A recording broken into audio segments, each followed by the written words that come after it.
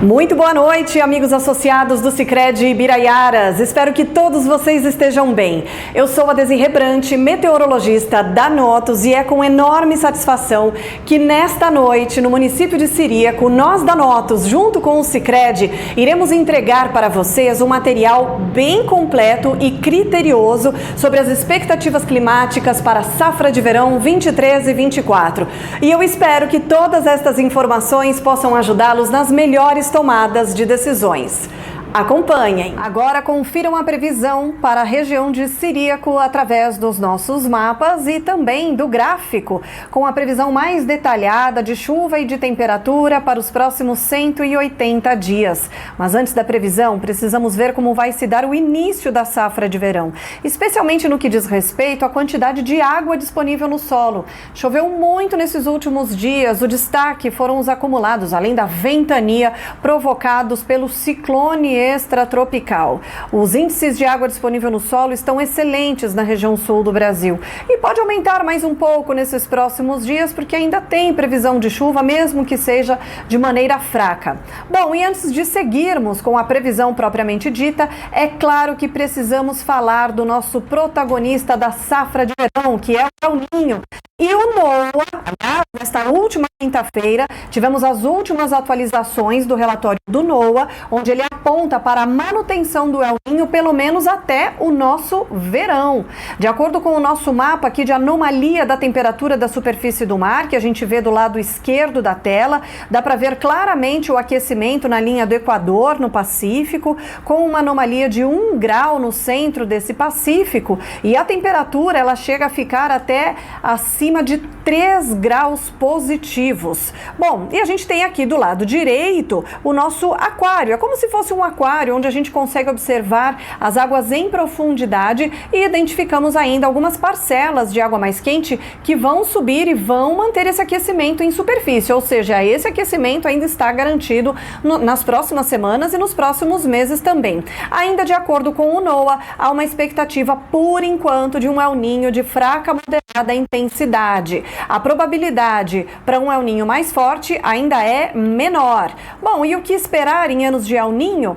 Costuma chover mais no sul e menos entre o norte e o nordeste. Basicamente é isso. E quais são os desafios do agro? Bom, começando pelo sudeste e centro-oeste. O El Niño, ele costuma trazer mais cedo a chuva para o Brasil central. Só que ela chega de forma localizada. Na maioria das vezes são pancadas rápidas, isoladas de chuva. Na região do Mato Piba, a chuva não costuma atingir a média histórica. E além disso, voltando para o sudeste e para o centro-oeste do país, embora o El Niño traga mais cedo a chuva, ele também pode cortar mais cedo a chuva de verão. Isso pode gerar alguma dificuldade para o milho segunda safra no centro do Brasil. E nas áreas mais ao sul do país, um dos desafios em relação ao surgimento de pragas e doenças, principalmente, especialmente doenças relacionadas ao excesso de umidade, até porque a expectativa é de chuva acima da média para a região sul do Brasil. Então vamos ao que interessa, que é a previsão de chuva. Nos próximos dias a chuva diminui na região sul, ela até retorna no começo da semana que vem, mas de maneira muito fraca, inclusive não atinge a média histórica agora nesse período que vai até o dia 20. Depois ela volta a ficar mais encorpada, sobretudo no Rio Grande do Sul, e ela até ultrapassa a média histórica nas áreas mais ao sul do estado. De 28 de julho até o dia 3 de agosto, chuva de novo no sul do Brasil, principalmente no Rio Grande do Sul, e é dentro da média histórica para o período, mas o que se espera é que o mês de julho feche com a chuva acima da média na região sul do Brasil. E aí, para o mês de agosto, a gente já começa a sentir definitivamente os efeitos do fenômeno El Niño. De que forma? Deixando a chuva abaixo da média nas áreas mais ao norte do Brasil e acima da média no centro e sul do país. Setembro também, nitidamente com os efeitos do El Niño, com chuva abaixo da média nas áreas mais ao norte e acima no centro e sul do país. E atenção, no decorrer da primavera, a chuva ganha força, tanto em relação ao seu volume como também à intensidade. Vai aumentar cada vez mais o risco para tempestades. Muitas vezes essa chuva virá acompanhada de muita ventania, descargas elétricas e granizo, e isso ao longo da primavera principalmente. Outubro também vai ser um mês marcado pelo céu carregado, com um efeito muito claro do fenômeno El Niño, que vai deixar a chuva acima da média na região sul do Brasil e ainda mantém alto risco para tempestades. Novembro também, mais um mês com chuva acima da média, com alto risco para tempestades na região sul do Brasil, e dezembro fecha o ano ainda com chuva acima da média e também com risco para temporais. Em janeiro, o El Niño, ele não vai embora, ele não termina, mas ele perde um pouco a intensidade. Dessa forma, isso permite que outras variáveis oceânicas e atmosféricas passem a atuar no Brasil. E aí dá uma quebrada naquele padrão na distribuição da chuva de El Niño, com chuva acima da média no sul, abaixo da média no centro e norte. Tanto que há uma expectativa de chuva acima da média para o centro do Brasil.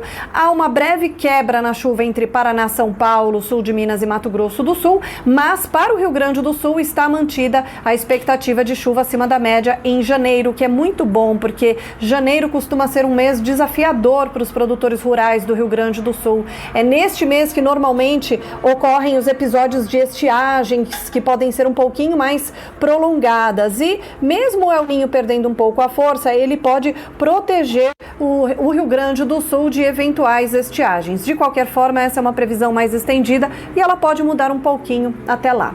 Bom, em relação à temperatura, este vai ser um inverno mais ameno, justamente por causa do El Niño. Teremos algumas ondas de frio, inclusive tem previsão até para formação de geadas no fim do mês, por conta do avanço de uma massa de ar polar. Depois, novamente, teremos alguns episódios de frio em agosto, mas lá para o final de agosto, segunda quinzena de agosto, já começa a diminuir tanto a intensidade quanto a frequência desse frio, ou seja, entre aspas, a gente pode dizer que esse inverno pode terminar um pouco mais cedo, e isso torna baixíssimo o risco para geadas tardias. Agora sim, vamos ao nosso gráfico mais detalhado de chuva e temperatura para a região de Ciríaco, começando pelo nosso gráfico de chuva, que a gente observa essa chuva ficando cada vez mais volumosa, cada vez mais encorpada, especialmente no fim do ano. A gente já tem alguns episódios mais fortes de chuva, um pouco mais prolongados até em setembro, mas observem que a partir de meados de outubro isso se torna cada vez mais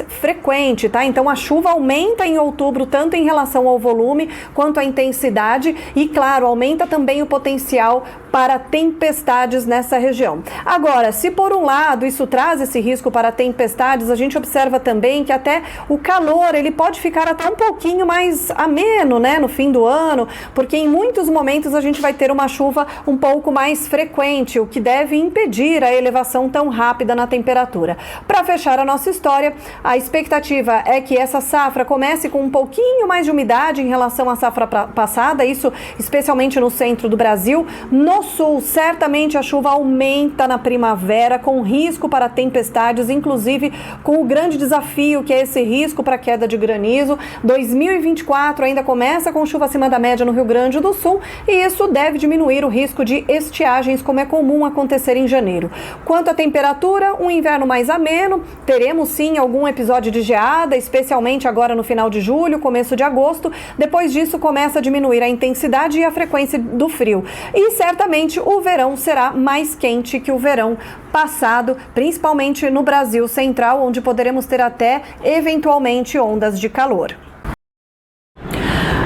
Espero que vocês tenham gostado do conteúdo e que a próxima safra de verão seja de prosperidade. E não se esqueçam, juntos podemos construir um agro cada vez mais forte. Até a próxima!